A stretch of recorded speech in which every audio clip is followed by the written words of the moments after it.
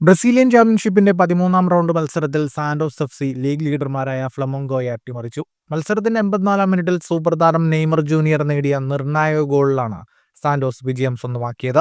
ഗുയർമയുടെ പാസിൽ നിന്ന് ലഭിച്ച പന്ത് ഏറ്റുവാങ്ങി ഫ്ലമംഗോയുടെ പ്രതിരോധ താരങ്ങളായ ലിയോ പെരേരയെയും വരേലയെയും കബളിപ്പിച്ച് നെയ്മർ ഒരു കൃത്യമായ ക്രോസ് ഷോട്ടിലൂടെ ഗോൾ കീപ്പർ റോസിയെ മറികടന്നു.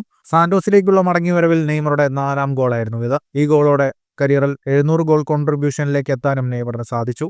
മത്സരത്തിൽ ഫ്ലമംഗോ 74% പന്ത് കൈവശം വെച്ച് ആദ്യ പകുതിയിൽ ആധിപത്യം പുലർത്തിയെങ്കിലും നെയ്മറുടെ നേതൃത്വത്തിൽ സാന്റോസിന്റെ കൗണ്ടർ അറ്റാക്കുകൾ കാണാൻ സാധിച്ചു.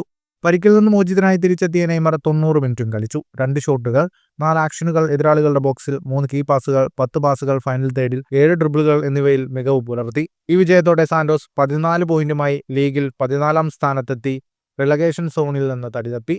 Flamengo 27 പോയിന്റോടെ league ലീഡർമാരായി തുടരുന്നുണ്ടെങ്കിലും ക്രുസൈറോയും 27 പോയിന്റോടെ 2ാം സ്ഥാനത്തുണ്ട്. മത്സരശേഷം നെയ്മറുടെ പ്രതികരണം ഇങ്ങനെയായിരുന്നു: ഫ്ലമംഗോ ബ്രസീലിലെ ഏറ്റവും മികച്ച ടീമാണ്, പക്ഷേ ഞങ്ങൾക്ക് ആർക്കെതിരെയും മത്സരിക്കാനാകും. പരിക്കിന് ശേഷം ഞാൻ 100% തിരിച്ചെത്തിയിട്ടില്ല, പക്ഷേ ടീമിനായി എല്ലാം നൽകുന്നു, നെയ്മർ പറഞ്ഞു. ഫുട്ബോൾ ലോകത്തെ കൂടുതൽ വാർത്തകൾക്കും വിശേഷങ്ങൾക്കുമായി സ്പോർട്സ് കഫേ സബ്സ്ക്രൈബ് ചെയ്യുക.